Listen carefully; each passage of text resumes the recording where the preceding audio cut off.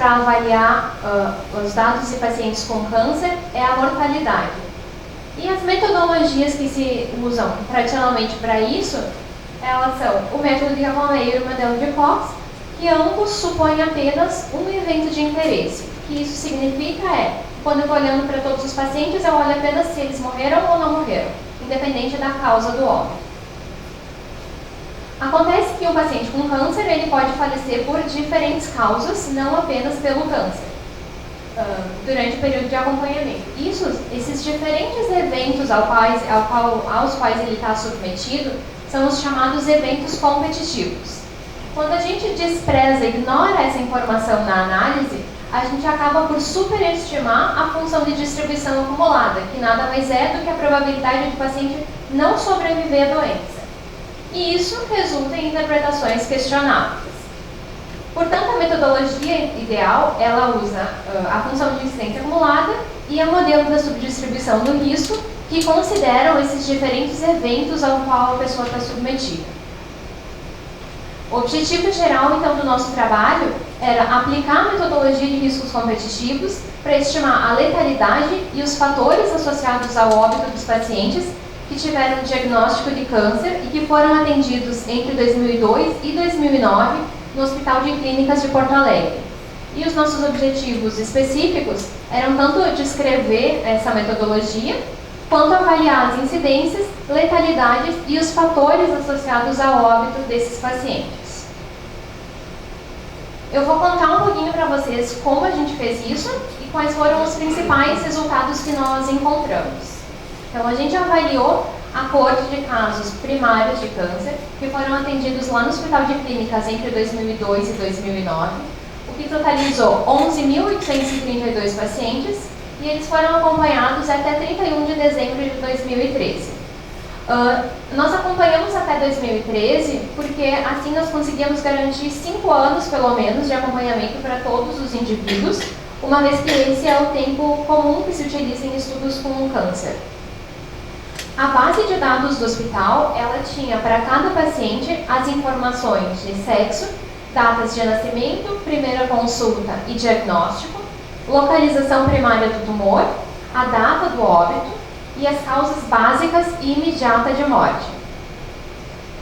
Além dos dados do hospital, nós utilizamos os dados do Sistema de Informações de Mortalidade para conseguir incluir óbitos que não tinham ocorrido ou que não tinham sido notificados no Hospital de Clínicas.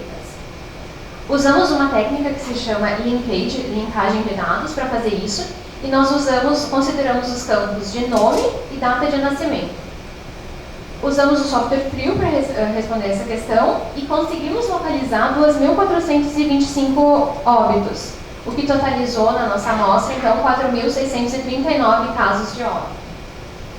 As causas de morte e as localizações primárias do tumor, elas foram classificadas de acordo com o ICD-10, a Classificação Internacional de Doenças, e nós utilizamos apenas os 2 primeiros dígitos para conseguir agrupar as neoplasias em um mesmo local, independente da especificação dele.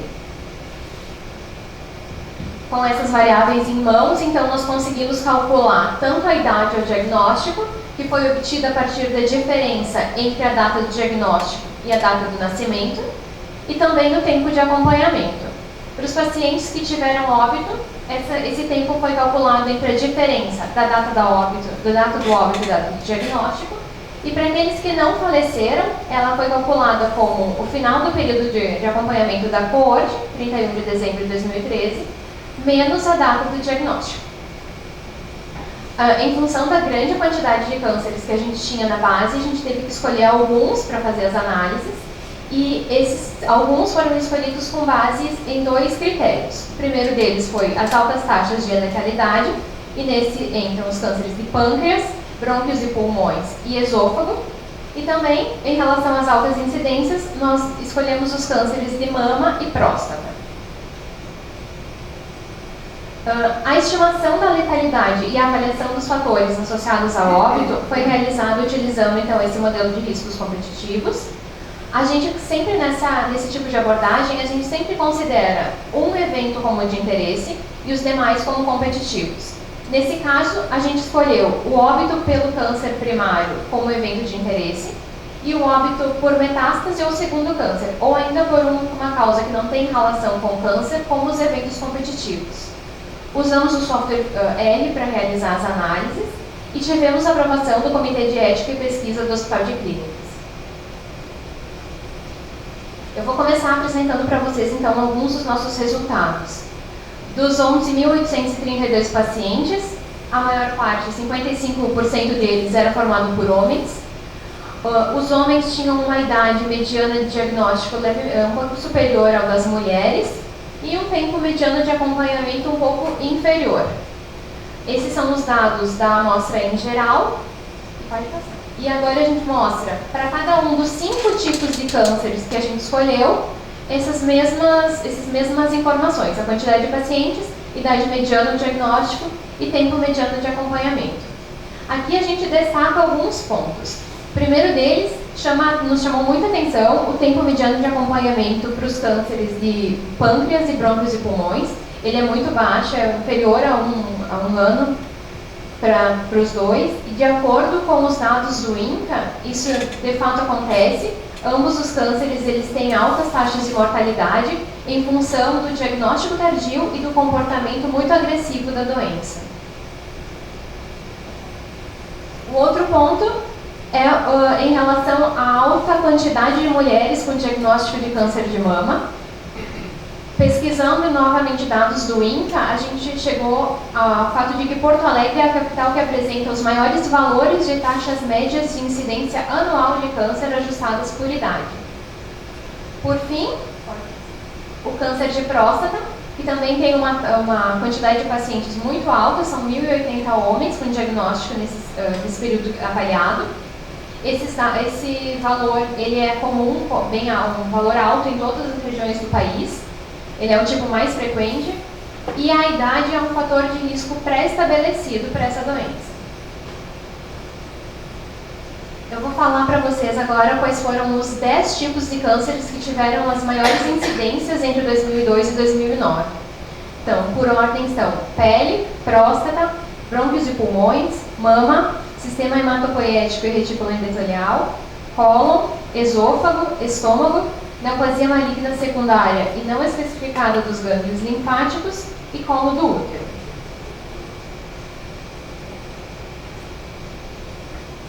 Em relação à mortalidade, então, dos 4.639 óbitos, praticamente metade deles tem causa básica de morte igual à localização primária do tumor. 31,5% deles tem causa básica de morte por uma localização primária do tumor diferente da localização do câncer, que seriam os casos de metástase ou segundo tumor primário. E 18,6% deles têm causa básica de morte não relacionada ao câncer.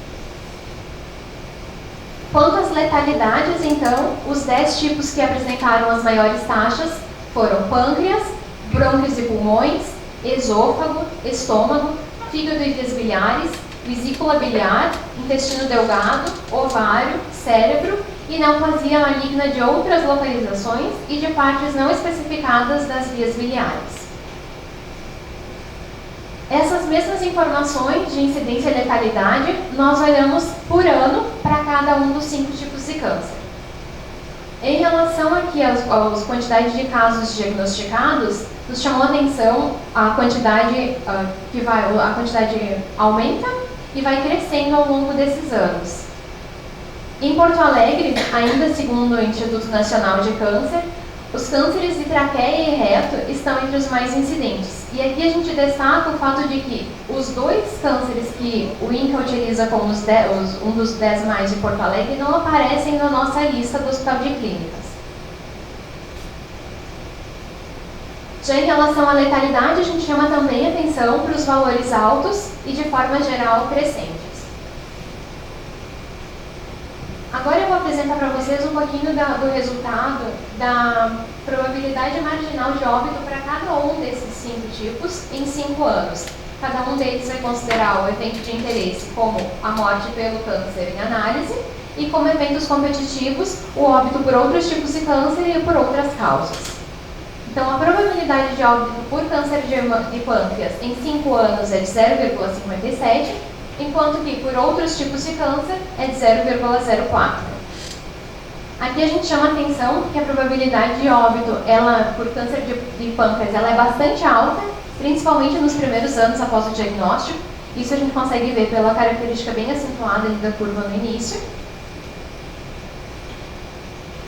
Para câncer de brônquios e pulmões, a probabilidade de óbito pelo câncer em 5 anos é de 0,54, por outros tipos de câncer é de 0,04.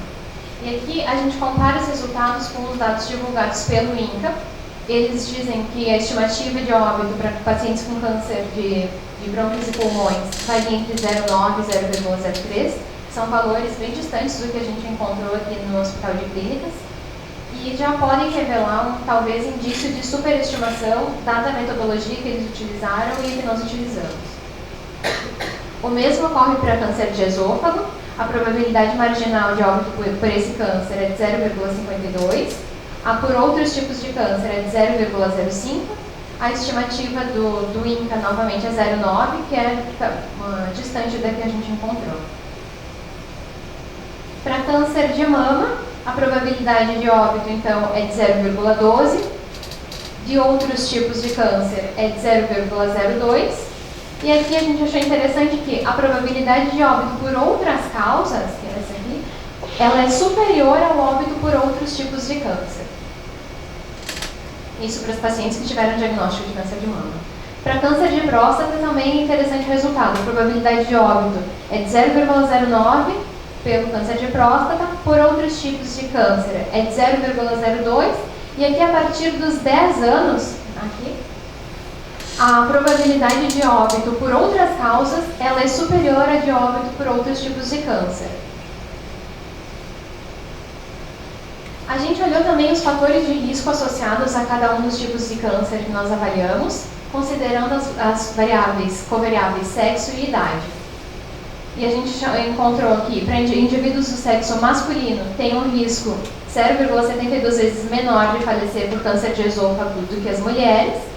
E o aumento em 1 ano de idade aumenta o risco de óbito por câncer de próstata em 1,08 vezes, mostrando lá que idade de fato é um fator pré-estabelecido de risco para câncer de próstata. Concluindo, a gente destacou alguns pontos então dos achados do nosso trabalho. Chamamos atenção para o fato de que os nossos resultados eles estão discordando com a literatura e a gente acredita que isso se deve tanto em função da população, que é diferente, a gente usou só os dados do Hospital de Clínicas. A metodologia que a gente utilizou também é diferente da metodologia que eles utilizam. A gente questiona um pouco da qualidade das informações e da falta de um registro mais acurado para estimar a incidência e mortalidade para a população brasileira. A Agência Internacional de Pesquisa em Câncer, que é quem divulga os dados mundiais de câncer, tem certas estimativas que ela não divulga para o Brasil em função da qualidade das informações.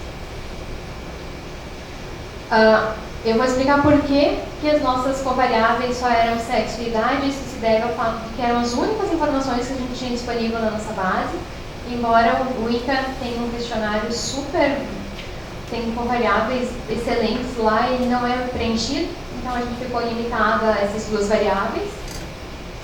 E esse trabalho está considerando apenas o relacionamento determinístico. A gente só utilizou casos do Hospital de Clínicas que eram exatamente iguais aos do Sistema de Informações de Mortalidade. As informações de nome e data de nascimento eram iguais.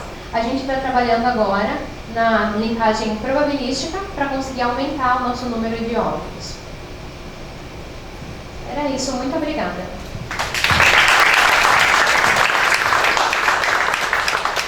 A gente agradece a Natália e vamos convidar então a pesquisadora em estatística da FE, Marilyn Agradonic, que vai